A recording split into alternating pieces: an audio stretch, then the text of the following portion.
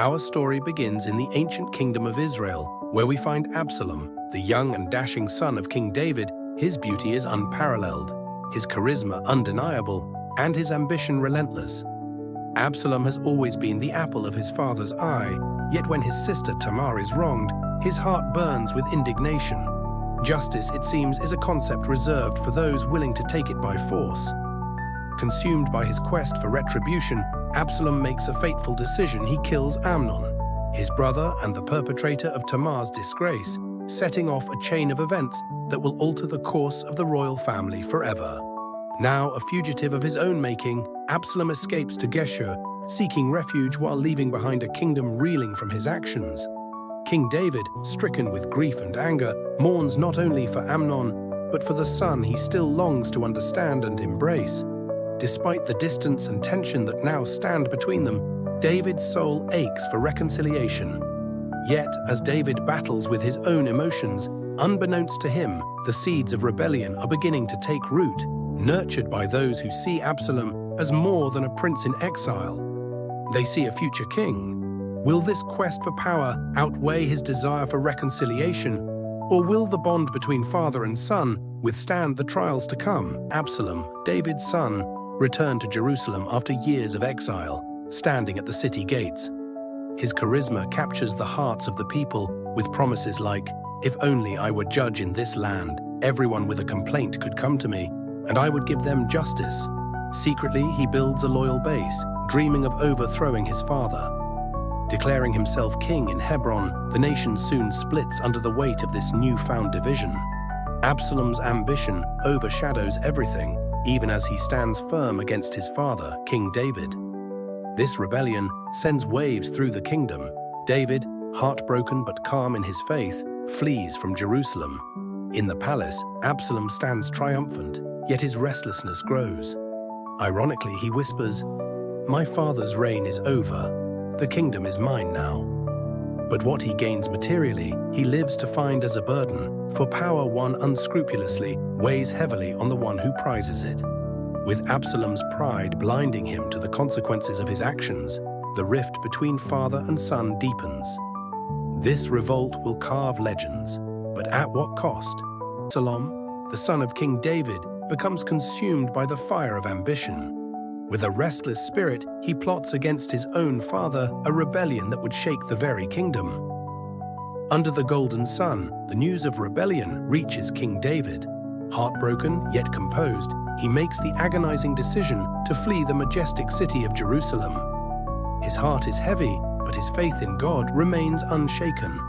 With loyal followers by his side, David steps onto the dusty paths, leaving behind the stone walls he once called home. Meanwhile, Absalom stands at the gates of the royal palace. As he strides through the grand halls, victory pumping through his veins, he whispers with a smirk, "My father's reign is over. The kingdom is mine now. The kingdom may be his, but power comes with its own thorns." Absalom, blind with pride, is unaware of the heavy burden such power brings.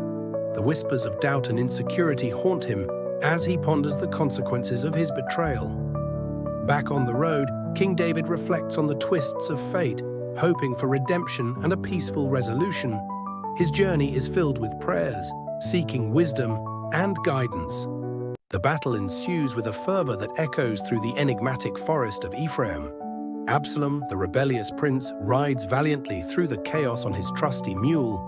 But in this turbulent dance of war, the forest seems to have a mind of its own. Absalom's long, illustrious hair, a symbol of his pride and regal defiance, gets entangled in the gnarled branches above. Helplessly trapped, Absalom dangles, his rebellious spirit now subdued by the whims of fate. Joab, stone-faced and resolute, discovers him there, an easy prey.